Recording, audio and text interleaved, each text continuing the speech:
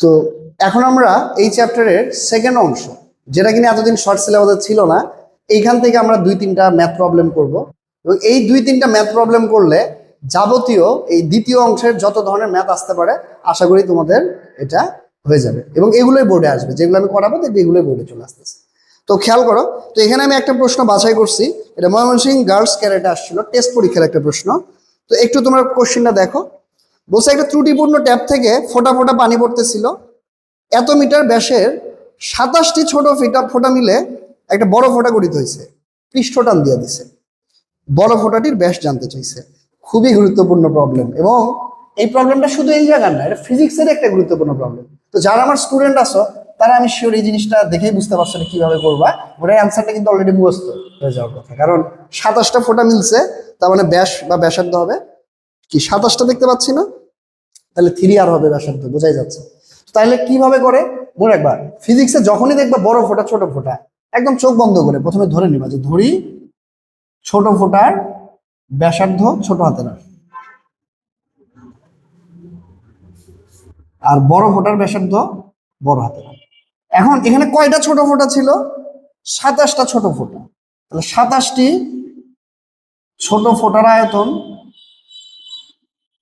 Equal to কি বলতো, একটি বড় ফোঁটার আয়তন।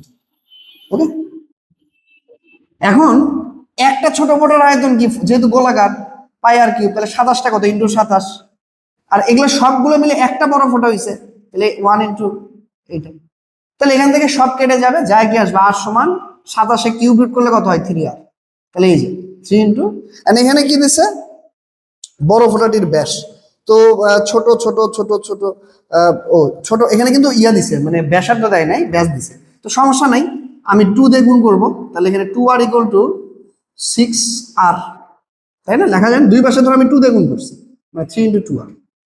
তাহলে আলটিমেটলি কি ডি সমান কি বলতো, ডি সমান 3 ইন্টু ছোট হাতের ডি। এখন একটা ছোট ফোঁটার ব্যাস আমি দেখতে পাচ্ছি 4 ইন্টু 10 টু মাইনাস 7, তাহলে অ্যান্সার হচ্ছে 12 ইন্টু 10 টু মাইনাস 7, তাহলে -6, তাহলে 1.2 ইন্টু 10 টু মাইনাস 6 মিটার। তাহলে আমার কিন্তু এটা গ নাম্বার অ্যান্সারটা হয়ে গেল।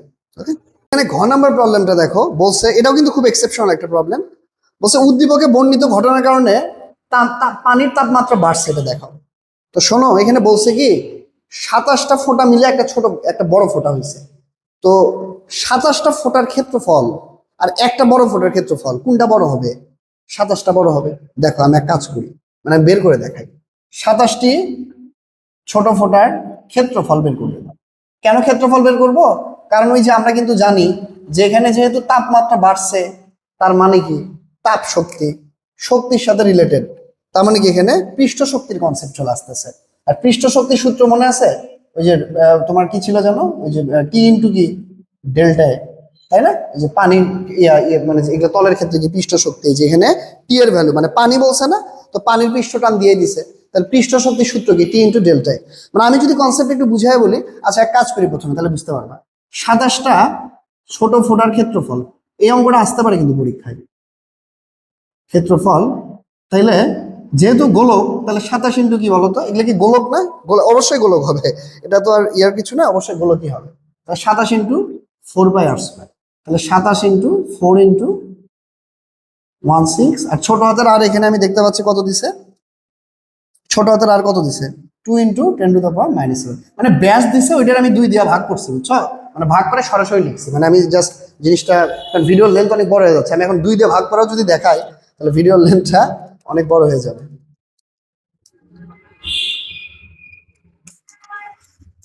তো যাই হোক, এটার ক্ষেত্রফল আসতেছে 1.357, 4 ডিজিট নিবা, বুঝছো? আমি কিন্তু 2 ডিজিট নিয়ে ওখানে একটু ভুল হয়ে গেছিল, পরে কিন্তু ওটা ঠিক করতে হয়েছে, -11 মিটার স্কয়ার। আর একটা বড় ফোঁটার ক্ষেত্রফল 4 পাই বড় হাতের r স্কয়ার, এবং বড় হাতের আর তো আমি ওখানে বের করলামই। বড় হাতের আর কত বের করছিলাম? বড় হাতের আর মানে বড় ব্যাসার্ধ r ইকুয়াল টু 3r। এটা যে কই করলাম, হারাই ফেলছি। ও 6 ইন্টু 10 টু দ্য মাইনাস 7, হ্যাঁ 6 ইন্টু 10 মাইনাস 3 দেখুন, যেহেতু ঠিক আছে এত স্কয়ার, এটা বের করছিলাম। ওকে, হ্যাঁ ঠিক আছে, যেহেতু 3 গুণ তাহলে তো বোঝাই যাচ্ছে। তাহলে এখান থেকে আমরা যদি করি তাহলে 4 ইন্টু 3.1416, তাহলে বড় ফটোটা আসতেছে দেখো 4.5239 10 ইনভার্স 12। তাহলে দেখছো ক্ষেত্রফল কমে গেল। এখানে 10 ইনভার্স 11 ছিল, এখানে 10 ইনভার্স 12। তো 10 ইনভার্স 11 তো বড়, তাহলে কি বড় ফোটার ক্ষেত্রফল কিন্তু বেশি ছিল। তাহলে এই যে মানে ছোটটা সরি 27টা ছোট ফোটার ক্ষেত্রফল বেশি ছিল। তাহলে এই যে 27টা ছোট ফোটা মিলে একটা বড় ফোটা হয়েছে, তাহলে এই যে ক্ষেত্রফলটা কমে গেল, তাহলে এই ক্ষেত্রফল কমার কারণে কিন্তু এখানে একটা পৃষ্ঠ শক্তি তৈরি হয়েছে, তাই না? এখানে পৃষ্ঠ শক্তি আমি যদি বলি পৃষ্ঠ শক্তি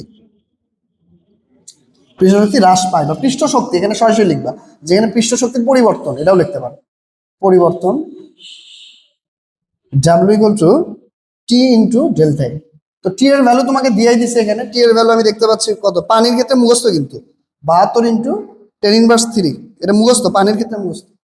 আর ডেল্টা কত, বড়টা থেকে ছোটটা, এটা সবসময় ভ্যালু নিয়ে কাজ করবা। তো বড়টা থেকে ছোটটা বাদ দাও, বড়টা তো এটা।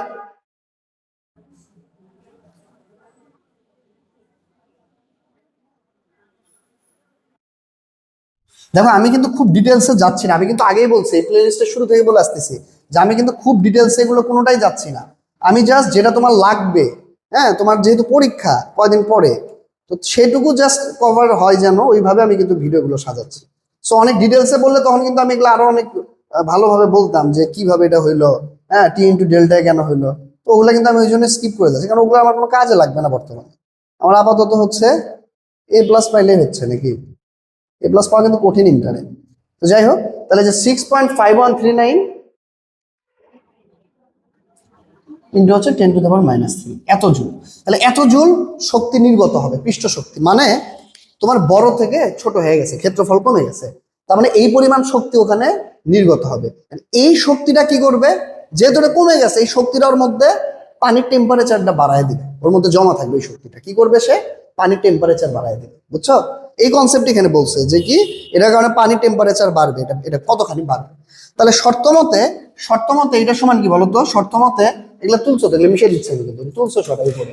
তাহলে শর্ত মতে এগুলো মিশিয়ে দিলাম, হ্যাঁ। তাহলে শর্ত মতে W সমান কি দিলে MS দিল, মানে বুঝছো। তাহলে পৃষ্ঠ শক্তির পরিবর্তন যেটা, পৃষ্ঠ শক্তির পরিবর্তন যে অংশটা, এটাই কি করতেছে, এটাই কিন্তু পানির তাপমাত্রা বৃদ্ধিতে ব্যয় হচ্ছে। তাহলে ডেল থিটা সমান, তাহলে W এটা বসা, M কত, ভর দিছে, ভর এখানে ভর আমি দেখতে পাচ্ছি না, এখানে কিন্তু ভর কি দেওয়া আছে, কি বলছে এখানে, এত 27টি ছোট ফোঁটা মিলে ভর দেওয়া না দেখলে ভর বের করা যাবে, যেহেতু বলে দিছে। তাও দেখি দেওয়া আছে কিনা, না আমি ভর দেখতে পাচ্ছি না। তাহলে এক কাজ করি, তোমার হচ্ছে এখানে ভরটা বের করে নিই, হ্যাঁ। ভরটা কেমনে বের করবা, ওই যে আমি ভি বের করছিলাম না, তো M সমান তো ρV হয়, তাই না, M সমান ρV। তাহলে ওই যে 1000 ইন্টু, আর ভি তুমি বড়টা দিয়ে করো, 27টা ছোটটা দিয়ে করো, একই তো হবে, তাই না। আর কি, তো আর কিউব, আর বড় হাতেরটাতে করছে নাকি, তুমি যদি 27 ইন্টু ছোট হাতেরটা দাও তাও সেম আসবে, কারণ কি আয়তন কি সেম থাকে না, সো করলেই হলো একই আসবে। তো এটা কত আসে, এটা আমার কাছে করা আছে, যেহেতু আমি সরাসরি এখান থেকে বসাই দিতেছি। তাহলে এটা আমার আসবে হচ্ছে 0.048 10⁻16, আর পানির এস তো 4200, তাহলে এটা করলে আসবে হচ্ছে 0.171 কেলভিন। পার্থক্য কেলভিনে লিখবা, তাহলে এত কেলভিন, মানে পানির টেম্পারেচার এই যে এইটুকু পরিমাণে বেড়ে যাবে। বোঝা গেল? তো সবাই এটা তুলে, খুব ইম্পর্টেন্ট অঙ্ক, কিন্তু ইম্পর্টেন্ট বলতে এক্সেপশনাল একটু।